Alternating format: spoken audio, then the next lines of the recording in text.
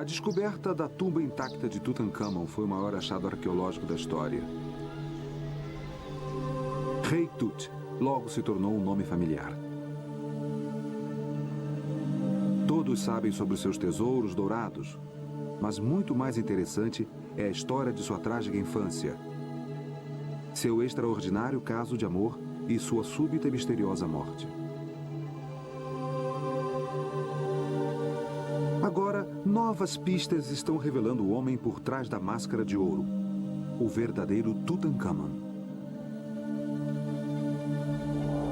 O mistério de Tutancâmon.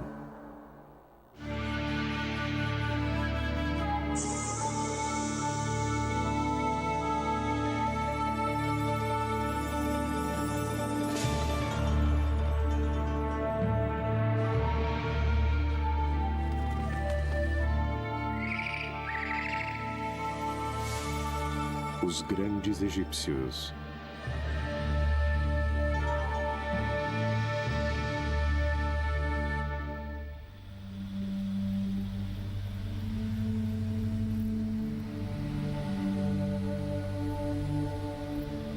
Os antigos egípcios eram compulsivos quanto ao registro de sua herança. Eles escreviam tudo, sobre as batalhas, prisioneiros, oferendas feitas aos templos e o mais importante, sobre os seus reis.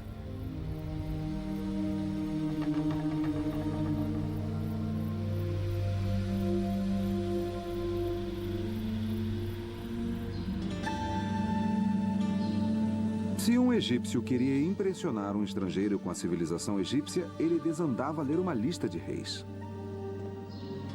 Quando o grande viajante Heródoto visitou o Egito, ele disse: "O sacerdote leu-me, de um registro escrito à mão, os nomes de 330 monarcas." Os egípcios tinham tanto orgulho de sua longa história que registravam os nomes de seus reis nas paredes dos templos.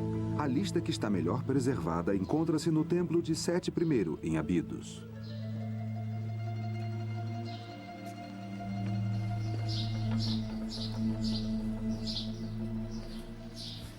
Aqui estamos no corredor dos antigos.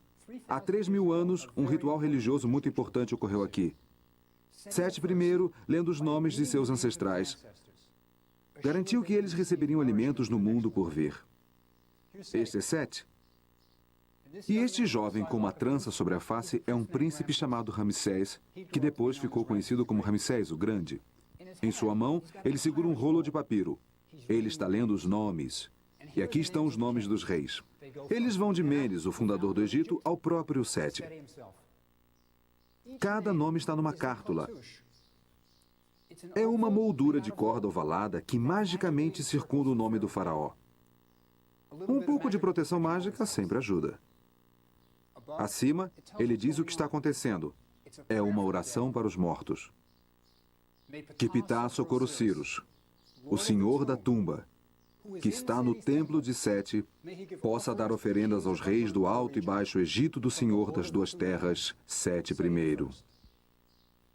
Que eles possam ter pão, cerveja, roupas, alabastro, tudo de que precisavam. E aqui estão os nomes dos reis que receberiam essas oferendas. Aqui está Quéopes, o construtor da Grande Pirâmide. Aqui embaixo, Amenhotep III. Ele reinou durante o período de maior prosperidade do Egito. Mas há um problema aqui. O nome do rei mais conhecido do mundo está faltando. Onde está Tutancâmon?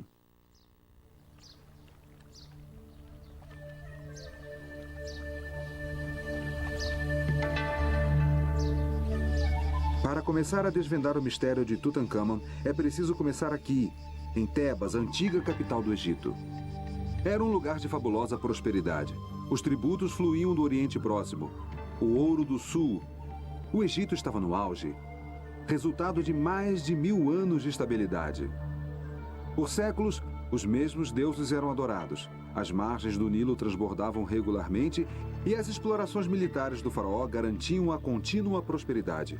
O poeta grego Homero escreveu: Tebas do Egito, mas as maiores possessões encontram-se nas casas. Tebas dos 100 portais. 200 soldados lutaram na guerra com cavalos e carruagens. Era um lugar incrível. E nesse momento, quando o Egito estava no auge, o faraó Akenaton impôs uma poderosa conversão religiosa.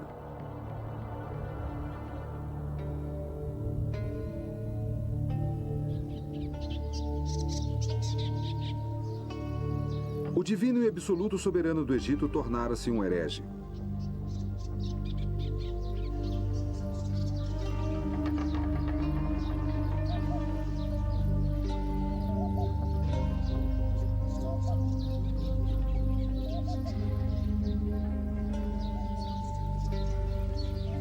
Saíram todos os deuses antigos e foram substituídos por um só, o deus Sol, Aten.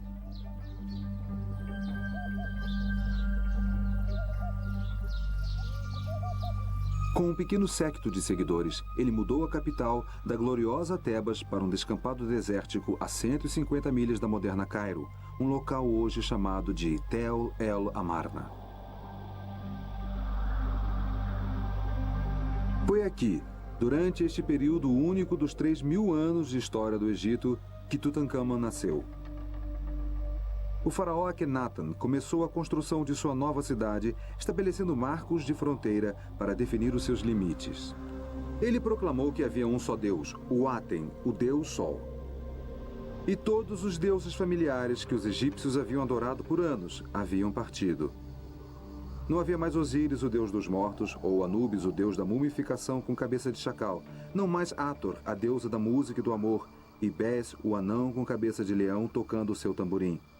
Havia apenas Aten, o disco solar, cujos raios davam vida a tudo.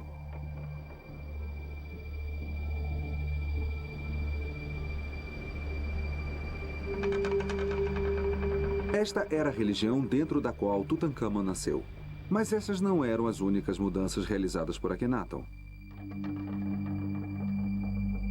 Da noite para o dia, mudou o estilo da arte, de formal para naturalista. Onde antes o faraó era retratado musculoso e vigoroso, Akhenaton era mostrado grotesco e deformado.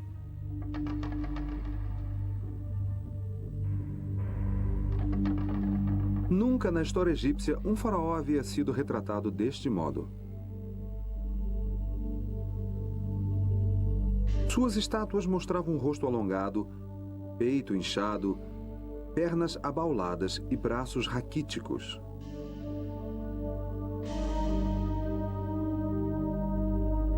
Até mesmo a esposa do faraó, a famosa Nefertiti, apresentava braços compridos e um pescoço descomunalmente alongado.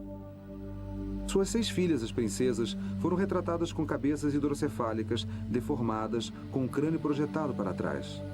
Quando os primeiros egiptólogos descobriram essas estátuas grotescas, eles imediatamente perceberam que algo bizarro havia acontecido aqui. E mais surpreendente ainda era a maneira como a família real foi retratada junta. Todos eram mostrados em cenas íntimas, beijando-se e tocando-se. Akhenaton frequentemente era mostrado segurando uma das filhas no joelho num doce momento familiar. Desde o início da civilização egípcia, nenhuma família real havia sido retratada dessa maneira. Séculos de tradições simplesmente tinham desaparecido. Akhenaton também mudou o sistema político que havia sido tão bem sucedido para o Egito. No passado, a dominação egípcia sobre o Oriente Próximo tinha sido construída sobre um grande exército liderado pelo faraó. Tendo o rei à sua frente, o exército marchava em direção aos países estrangeiros para ampliar as fronteiras do Egito. Depois que o exército conquistava a nova terra, voltava com tudo de valor que podia carregar. Esperava-se que um tributo anual fosse enviado, senão o exército voltaria. Era um sistema simples e o Egito enriqueceu muito. Akhenaton recusou-se a fazer isso. Ele simplesmente não estava interessado. Na sua cidade isolada, ele se dedicava às orações ao deus Aten e passava o tempo com sua esposa Nefertiti e suas filhas. Akhenaton transformou o papel de faraó, de líder político, em líder religioso. Foi uma época notável para o Egito, e Tutankhamon nasceu nesse tumultuado mundo. Do outro lado do rio Amarna, os escavadores descobriram uma inscrição que afirma que o pai de Tutankhamon era um faraó. Mas qual faraó?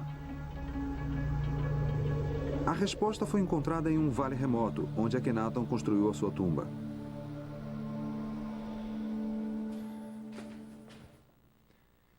É aqui que teremos nossa primeira visão do verdadeiro Tutankhamon, o homem por trás da máscara dourada.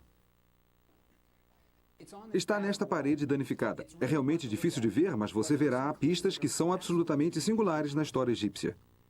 É uma cena da morte de um membro real. Veja este bebê aqui. Ele está no colo de uma enfermeira. E aqui temos um homem com um leque. Isso significa que há um nascimento real. E aqui, Akhenaton e Nefertiti. Eles estão de luto jogando areia sobre suas cabeças. Uma tradicional maneira de demonstrar luto. Aqui está a cama onde a princesa morreu. E aqui está ela. A morte desta princesa permitiu que Jeffrey Martin, um dos maiores egiptólogos do mundo, fizesse uma importante descoberta.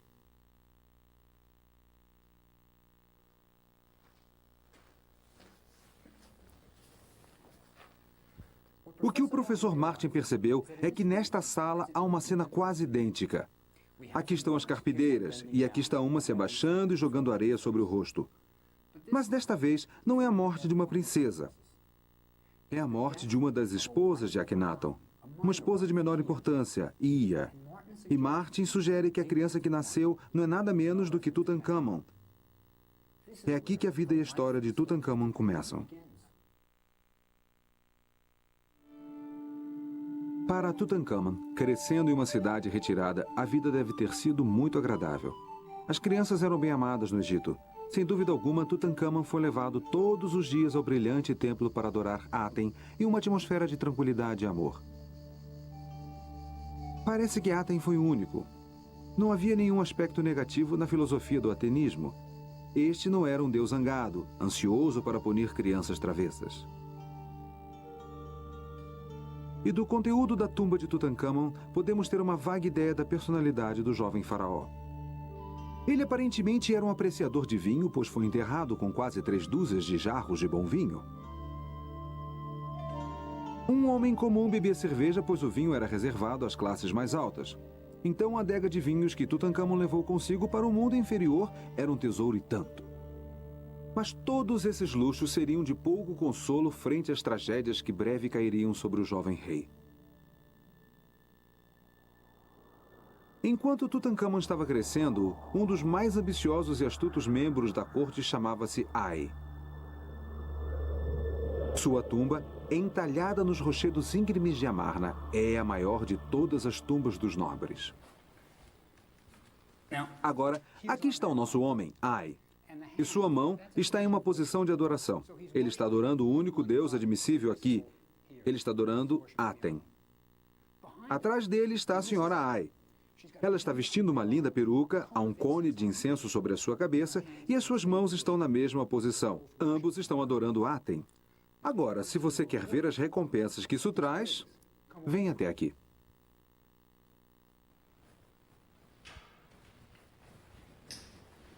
Aqui está uma cena que mostra como você era recompensado em Amarna. Aqui está Akhenaton. E atrás dele, Nefertiti. Mas bem acima dele está o Aten, o disco solar, com seus raios descendentes. E o que eles estão fazendo aqui é dar colares de ouro a Ai e a sua esposa. E o legal é que as crianças estão junto. Há 3 princesas ajudando o papai.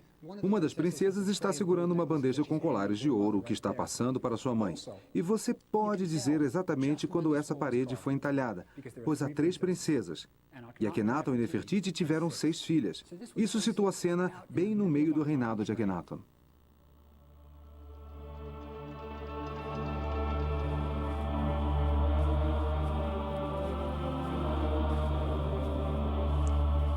E como em todo o resto de Amarna, aqui também existe um mistério. Veja essas colunas. Estão inacabadas. A tumba não está completa. Quando os operários chegaram neste ponto, eles deitaram suas ferramentas e nunca mais voltaram. Sabemos que Ai continuou vivendo anos depois disso. Então, por que o funcionário mais poderoso de Amarna deixou a sua tumba inacabada bem no meio do reinado do faraó?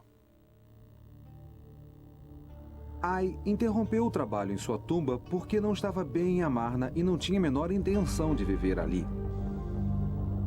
Akhenaton era um líder religioso, mas econômica e politicamente o Egito estava em rápido declínio. Os territórios estrangeiros foram perdidos. Os embaixadores egípcios escreveram que não eram mais respeitados e que o exército estava abandonado.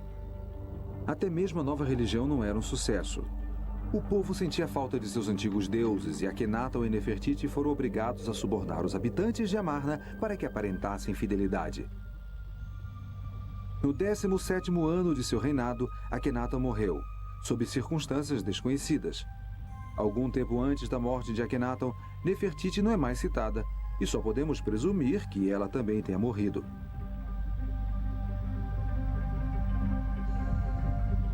Em pouco tempo, a cidade de Amarna ficou deserta.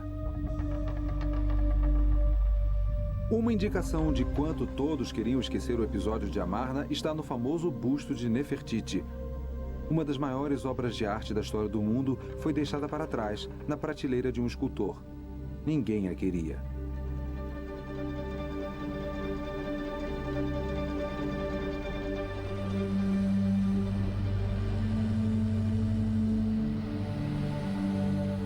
O Egito agora estava sem rei ou rainha. O pequeno Tutankhamon casou-se com sua irmã por parte de pai, Ankhesenamen, de 11 anos e meio. O jovem Tutankhamon, o único herdeiro homem, tornou-se assim faraó.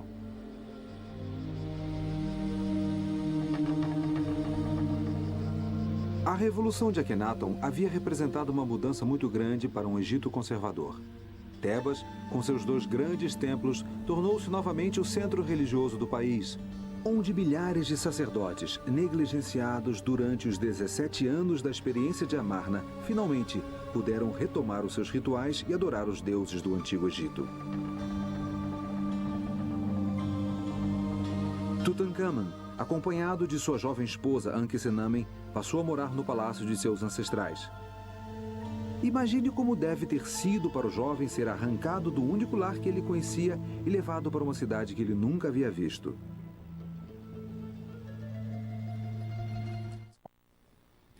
Na sala do trono, um órfão de 11 anos iniciou seu reinado como rei do Alto e Baixo Egito, senhor das 2 terras, Tutankhamon. Mas é certo que o jovem Tutankhamon não tomava as decisões de Estado. Com certeza era Ai, promovido ao papel de vizir, o maior cargo oficial da nação, que estava determinando o destino do Egito.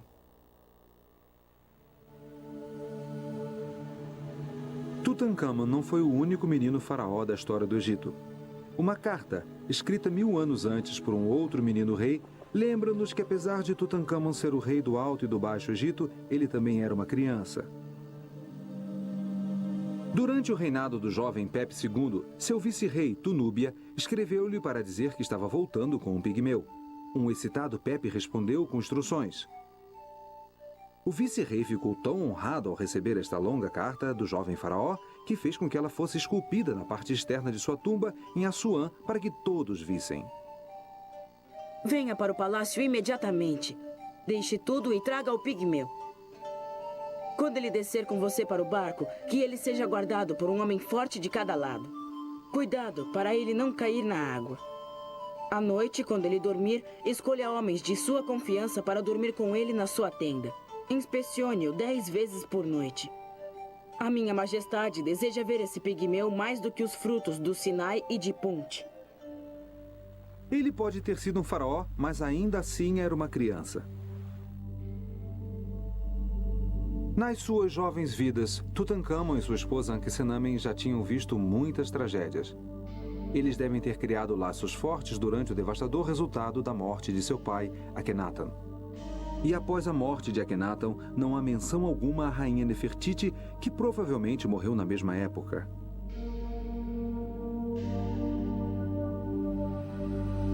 Agora eles eram órfãos, forçados a se mudar para Tebas, deixando para trás o seu lar, sua religião e até as memórias de seu amoroso pai, agora considerado um herege.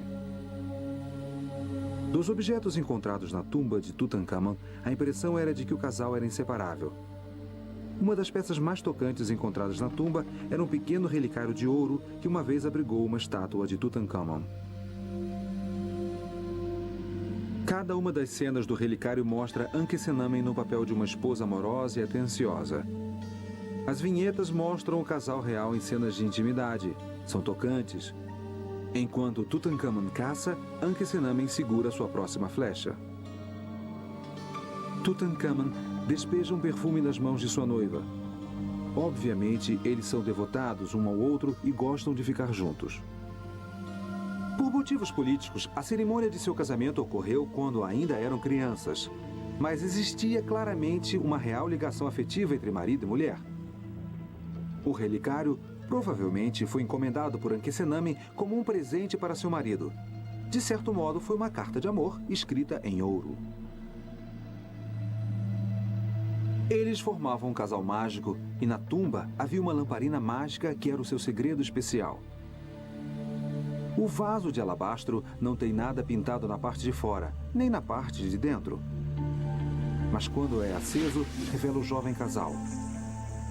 O truque é que existe um segundo copo menor, esculpido para se encaixar por dentro, no qual o casal foi pintado. Então, eles só podem ser vistos quando a lamparina é acesa e torna-se translúcida. Aqui neste canto do Museu do Cairo, há uma outra pista essencial sobre os acontecimentos. Isto é um comunicado ao público. Ele foi colocado no Templo de Karnak, o grande centro religioso de Tebas. Logo depois da chegada a Tebas, aqueles que orientavam Tutankhamun decidiram que ele deveria retornar aos antigos deuses. E foi assim que eles fizeram. Estas 3 linhas de hieróglifos aqui contam uma história terrível. Elas dizem o seguinte: os deuses e deusas do Egito, desde a ilha Elefantina até os pântanos do Delta, foram abandonados. Seus santuários estavam abandonados e cobertos de ervas daninhas. O país caiu na desordem. Os deuses tinham se esquecido desta terra. Basicamente, eles estavam culpando o pai de Tutankhamun pelo estado horrível em que o Egito se encontrava. Quando este aviso foi entalhado, Tutankhamun provavelmente tinha 12 anos. Estas não são as palavras de um garoto de 12 anos. Alguém estava culpando seu pai pelos males do mundo.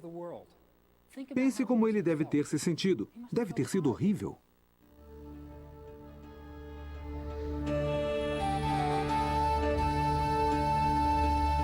Quando Tutankhamun voltou para Tebas, uma das primeiras coisas que fez foi completar um monumento começado por seu avô, Amenhotep III. Aqui no Templo de Luxor, Amenhotep tinha construído uma colunada, mas ele morreu antes que ela fosse decorada. As cenas que Tutankhamun escolheu são do mais importante e tradicional festival em Tebas, o Festival de Apet.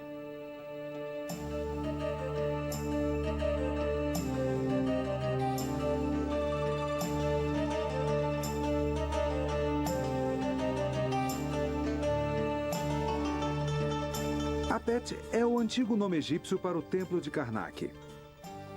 Uma vez por ano, as estátuas dos 3 deuses mais importantes de Tebas, Amon, Mut e Koshnu, eram colocadas em pequenos relicários e trazidas de Karnak para Luxor para que todos pudessem vê-las.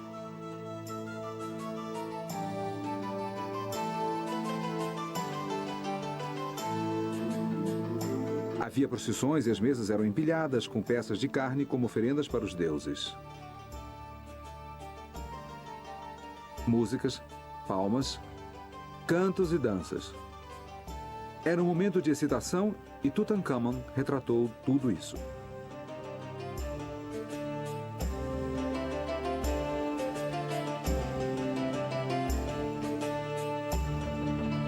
Ele também participava e ordenou que ele mesmo fosse retratado fazendo oferendas para os deuses. Há um grande problema aqui. Tutankhamun decorou todas essas paredes. Seu nome deveria estar em todo lugar, mas o único lugar onde você pode encontrá-lo é aqui, nesta parte isolada do templo. Estes 3 pequenos hieróglifos representam um de seus nomes, Neb-Keperuri. Alguém se esforçou muito para eliminar qualquer traço de Tutankhamun. Tutankhamun e Ankhesenamen, sem dúvida alguma, eram muito unidos devido às tragédias que suportaram juntos. A escavação da tumba de Tutankhamun revelou ainda uma outra tragédia que partilharam juntos. Ankhesenamen havia sofrido 2 abortos. Em uma pequena câmara, fora da câmara funerária, 2 caixões em miniatura foram encontrados. Dentro deles havia 2 fetos. Howard Carter, o descobridor da tumba, desembrulhou o feto menor e percebeu que ele tinha uns 5 meses de maturidade e não mostrava sinais de ter sido mumificado. O segundo feto foi enviado para o Dr. Douglas Derry, professor de anatomia da Universidade do Cairo. Ele o desembrulhou e percebeu que era o feto de uma menina de 8 meses. Este havia sido embalsamado. Derry mencionou que ele encontrou no crânio o arame que os embalsamadores utilizavam para remover o cérebro. Os fetos, curiosamente, desapareceram nos anos 30, mas recentemente o feto maior foi redescoberto no Hospital Kasarel Ain, onde Derry o havia guardado. Quando o feto menor foi encontrado no ano passado, o Dr. Fauzi Gabala, dirigente do Departamento de Anatomia, convidou-me para examinar os 2 fetos. O que sempre me intrigou foi que na literatura antiga eles diziam que as múmias foram examinadas por Howard Carter e mais tarde por Derry, o anatomista da Universidade do Cairo. Sim. Sim. Disseram que os 2 fetos, quer dizer, Ankhesenamun teve 2 abortos, esse foi o maior. E disseram que o menor não foi mumificado porque eles não viram uma incisão na parte inferior do abdômen. Mas aqui, vamos dar uma olhada. Este feto menor, infelizmente, foi muito atingido pela degeneração. Mas a resina está clara e aparentemente está na parte inferior da cavidade abdominal. Você pode ver que aqui a área não está tão enegrecida, mas a própria incisão não está aparente por causa da degeneração. E esta resina tem a mesma cor e a mesma textura e a mesma aparência do feto maior. Mas o local da incisão não está claro devido à degeneração. Está muito frágil? Sim, mas de modo diferente. Pense na habilidade dos antigos embalsamadores, trabalhando nesta menina pequenininha. Eles provavelmente tentaram remover os órgãos internos através de uma incisão abdominal. Esses caras eram incríveis. Quando você explora o crânio, descobrirá que esta é a parede do crânio e debaixo dele está a massa de linha embebida com Certamente. a área enegrecida pela resina. Então deve ter sido embalsamada ou algo Ela foi assim. mumificada, com certeza. Olhando para esses 2 pequenos seres humanos, só podemos imaginar o que teria acontecido se Tutankhamun e Ankhesenamun tivessem filhos que sobrevivessem. Se tivesse um herdeiro homem, as esperanças de qualquer um que esperasse ser rei se desvaneceriam, e o curso da história egípcia teria sido mudada para sempre.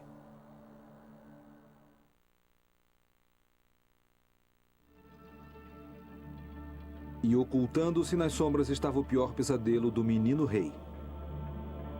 Logo após Tutankhamun ter sido coroado rei, Ai tornou-se vizir do Egito, o equivalente a primeiro-ministro. Ele, indubitavelmente, tinha uma grande influência sobre Tutankhamun e sobre as suas decisões. Além de aconselhar o rei e ministrar a justiça, o vizir tinha um outro poder extremamente importante. Ele controlava o acesso ao palácio. Ninguém podia entrar ou sair sem o seu conhecimento e permissão.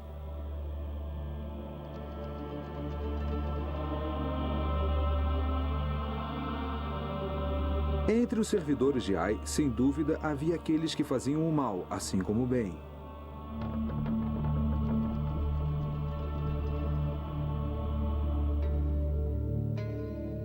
Uma das raras imagens que temos de Tutankhamun em seu papel oficial como faraó está na tumba de Oi, seu vice-rei para Núbia.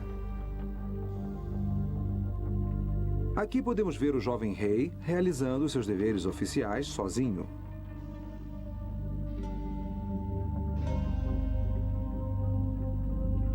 Roy era um homem importante na corte de Tutankhamun. Seu trabalho era manter o ouro fluindo da Núbia para o Egito. A antiga palavra egípcia para ouro era Nubi. Então, a Núbia, o Sudão de hoje, era onde se encontrava o ouro. Com certeza, o ouro para o caixão de Tutankhamun pode muito bem ter sido obtido devido aos conscienciosos esforços de Roy. Enquanto Roy volta da Núbia, podemos ver os seus cavalos espiando de seus estábulos.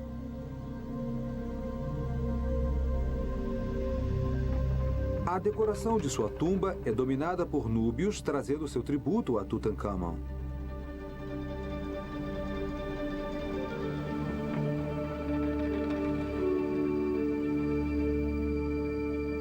Girafas, macacos e inúmeros anéis de ouro.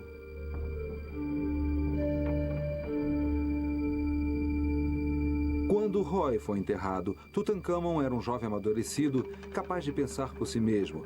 e provavelmente não mais querendo ser manipulado pelo seu poderoso vizir Ai. Esta nova independência deve ter lhe custado caro.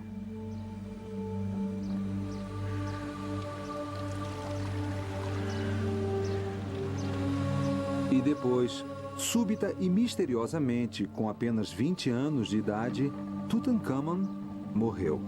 Seu corpo foi mumificado, transportado de balsa até a margem oeste do rio, o lugar dos mortos. E ali ele foi enterrado com os outros faraós do Egito, no Vale dos Reis. Esta é a mais famosa tumba do mundo. Mas todos que a visitam ficam desapontados. Não é grande coisa, é? Mas ninguém esperava que Tutankhamon morresse tão jovem. Ele não teve tempo de preparar uma tumba apropriada. Mas ainda existem coisas maravilhosas dentro dela, como aqui. Tutankhamon ainda está aqui, neste sarcófago. Não é legal? Ele foi o único que deixaram em sua tumba. E aqui estão outras coisas maravilhosas, as pinturas. Se você souber como lê-las, elas lhe contarão a respeito do enterro de Tutankhamon. Levou 70 dias para mumificar o corpo. E esse foi todo o tempo que tiveram para os preparativos de sua tumba. Tiveram que arrumar os caixões, os móveis, as esculturas. Tudo tinha que estar aqui e eles tinham que fazer os rituais religiosos. Mas eles também tinham que escolher um novo rei e isso era um problema. Tutankhamon não deixou nenhum filho e o único membro real vivo era Ankhesenamen. Mas a parede aqui, ela mostra o dia do enterro. Aqui está a múmia de Tutankhamon. Ele está num trenó funerário. E esses 12 caras aqui, eles o estão puxando para dentro de sua tumba. E as pequenas faixas na cabeça são para o luto, e esses são os funcionários no palácio. Mas você sabe o que não está ali? Ai! Ele está aqui. Olhe com cuidado e veja o que ele está vestindo. Está vestindo uma pele de leopardo. Este é o traje de um alto sacerdote. E Ai está fazendo o papel do alto sacerdote, realizando a cerimônia da abertura da boca em Tutankhamon. Ele vai dar a ele a vida e o fôlego para o mundo do além. Mas olhe de novo, não é só isso que ele está vestindo. Nesta cabeça está a coroa de faraó. E a cártula sobre a sua cabeça? Ela tem o nome de Ai. Ai tornou-se faraó. Ele sucedeu Tutankhamon. E como Ai, um homem comum, tornou-se faraó? Ankhesenamen deve ter ficado de coração partido com a súbita morte de Tutankhamon, seu jovem esposo. O seu relacionamento havia sido moldado desde crianças, partilhando o trágico resultado de Amarna. Por todo o tumulto e todas as mudanças, eles sempre tiveram um ao outro como amorosos confidentes. Nos dias imediatamente após a morte de Tutankhamon, uma série de eventos revelou a probabilidade de que diversos assassinatos ocorreram neste tumultuado período.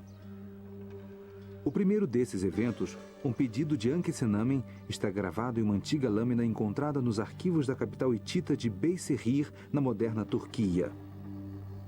A carta de Ankhesenamen era tão notável que até mesmo o destinatário da carta, o rei hitita, não acreditou nela. Meu esposo morreu. Eu não tenho um filho, mas dizem que vós tendes muitos filhos. Se me deres um filho vosso, ele se tornaria o meu marido. Eu jamais escolheria um de meus servos e faria dele meu esposo. Tenho muitos receios.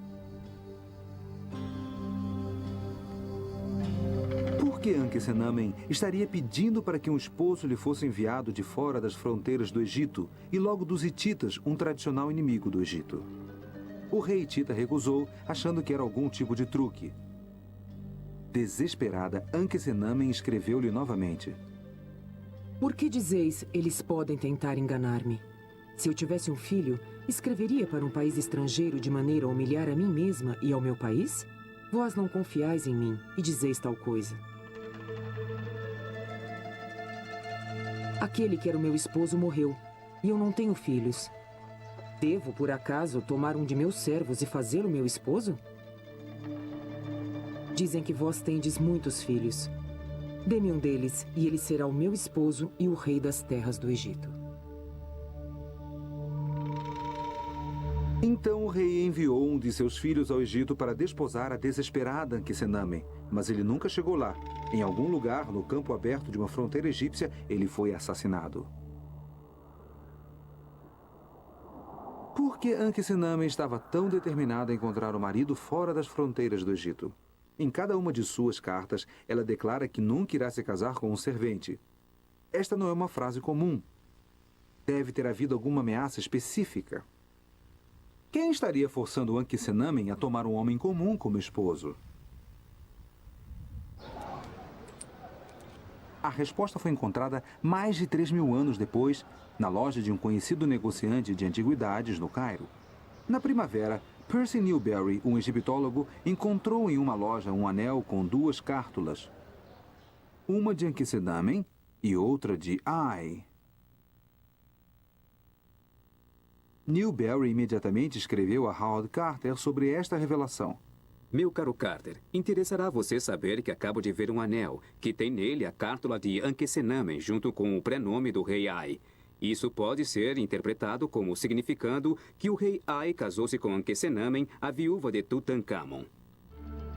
Era então o velho vizir Ai, o servente que Ankhesenamen tão desesperadamente tentava evitar. Suas cartas urgentes ao rei Hitita, o anel encontrado pelo professor Newberry e as cenas de Ai na parede de Tutankhamon confirmam que Ai sucedeu Tutankhamon como rei do Egito, desposando a assustada jovem viúva. O que aconteceu a Ankhesenamen após o seu casamento com Ai?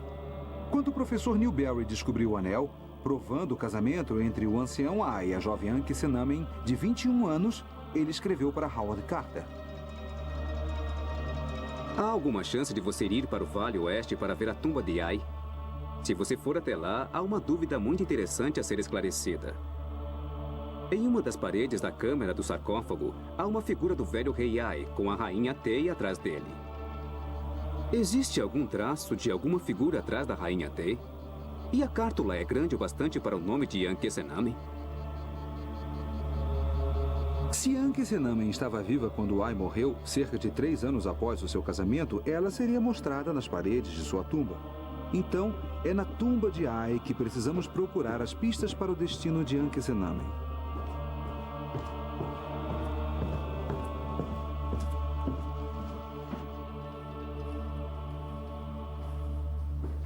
Ai mandou pintar várias cenas nas paredes de sua tumba. Estas são religiosas. Mostram os deuses recebendo Ai, as orações estão sendo feitas por ele. Mas aquela que interessava ao professor Newberry, a cena que irá nos contar a respeito de Ankhesenamen está aqui. Aqui temos Ai. Ele está caçando nos pântanos. E Ankhesenamen devia estar com ele. Ela é sua esposa, é a rainha do Egito. Mas esta cártula aqui é curta demais para o seu longo nome. Ele tem o tamanho certo para o nome da primeira esposa de Ai, Tei.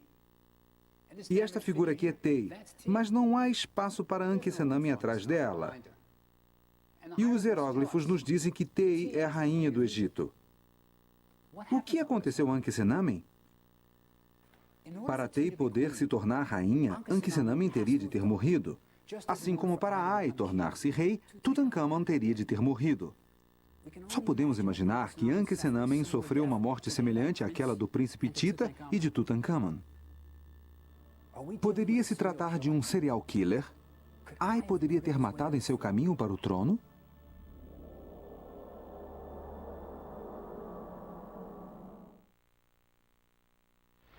Em 1968, mais uma peça na misteriosa morte de Tutankhamon se encaixou. O Dr. R.G. Harrison, um anatomista inglês, realizou um exame médico singular. As autoridades egípcias concederam uma permissão especial para a abertura do sarcófago de Tutankhamon uma única vez desde 1920.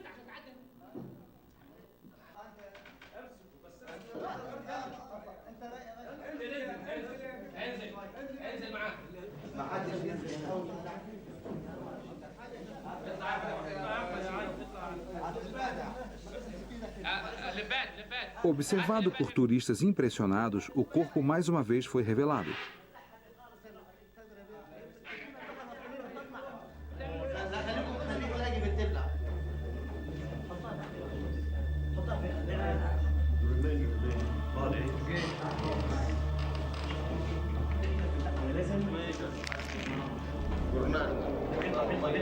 Nessa época, já havia máquinas de raio-x portáteis, e pela primeira vez, o corpo de Tutankhamon foi radiografado. Os resultados foram dramáticos, pois Harrison identificou evidências de um golpe na parte de trás do crânio do rei morto. Isto está dentro dos limites normais, mas na verdade pode ter sido causado por uma hemorragia sob as membranas que recobrem o cérebro nesta região. E isto pode ter sido causado por um golpe na parte de trás da cabeça, o que por sua vez pode ter causado a sua morte.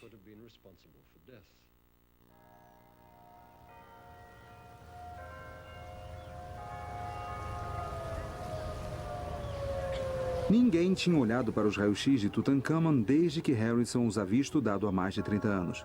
Então eu decidi conseguir uma cópia e levá-la para um conhecido radiologista da minha escola, o C.W. Post Campus da Universidade de Long Island. Aí está. Bem, a teoria que o Dr. Harrison propôs é bem interessante, porque eu acho que há uma interrupção aqui no osso occipital, na parte posterior do crânio, que pode representar uma pequena fratura. E ele então sentiu que essa área escura aqui representava o coágulo. Aham. Se for assim, e este é o outro lado do coágulo, isto sugere que o coágulo calcificou. Significaria que isso estava aí já há algum tempo, talvez diversos meses. Seria preciso estar vivo na época para obter essa calcificação. Então, se Tutankhamon recebeu um golpe na parte de trás da cabeça, ele teria sobrevivido, não morreu imediatamente. Se isso for um coágulo, como supôs... Certo. Agora, o É que... verdade, ele teria que ter Qual teria sobrevivido sido o por seu um bom estado de tempo. consciência? Ele estaria inconsciente ou... Inicialmente, ele poderia de algum modo viver, mas com certeza, com um coágulo desse tamanho na área confinada, que chamamos de fossa posterior, a parte de trás do crânio, isso causa uma grande pressão no cérebro e a área do cerebelo, certamente, estaria inconsciente por algum tempo para desenvolver a calcificação. Interessante. O que pode me dizer sobre a sua posição no momento do golpe? Em que posição ele estava quando recebeu esse golpe na parte de trás da cabeça? É um lugar normal para se receber um golpe? Não de um modo geral. Está bem próximo à base do pescoço. Aqui, temos um manequim, talvez eu possa lhe mostrar. Por favor, mostre. Agora, se ele estivesse deitado assim, o golpe teria que ser dado bem aqui, no pescoço, entre esta área e a base do crânio. Há um crânio aqui, eu vou pegar.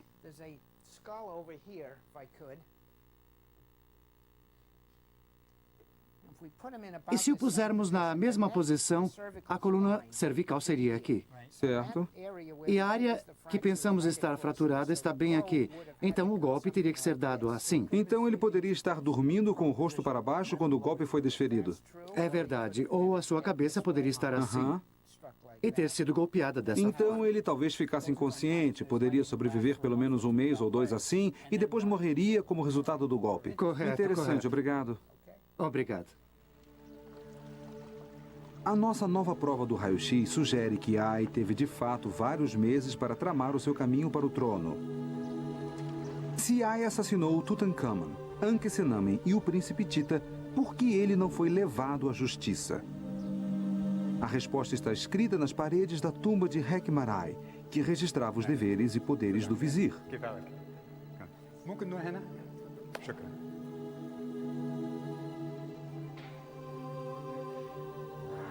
ممكن هنا؟ تمام. Ah, aqui está o segredo.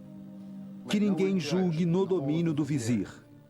É ele quem deve punir o faltoso. Em outras palavras, ninguém pune o vizir.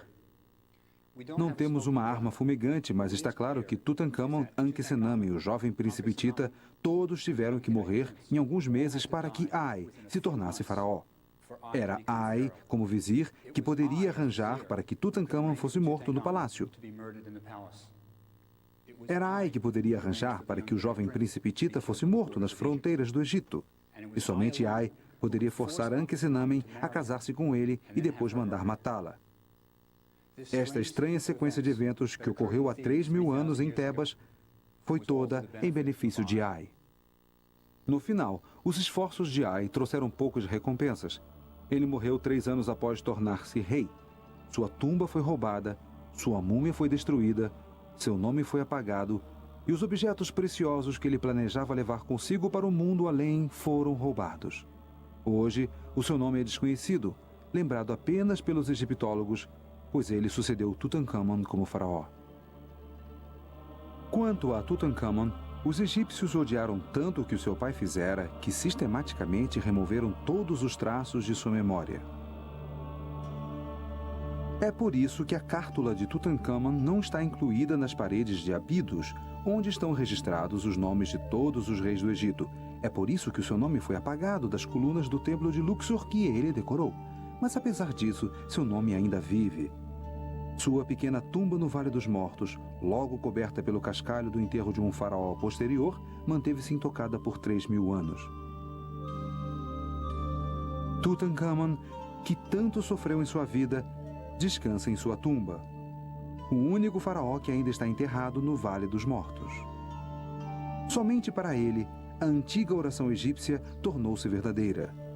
Que o Senhor das duas terras, o rei do Alto e do Baixo Egito, Nebiqueperuri Tutankhamon, tenha vida, saúde, prosperidade como Rai para sempre.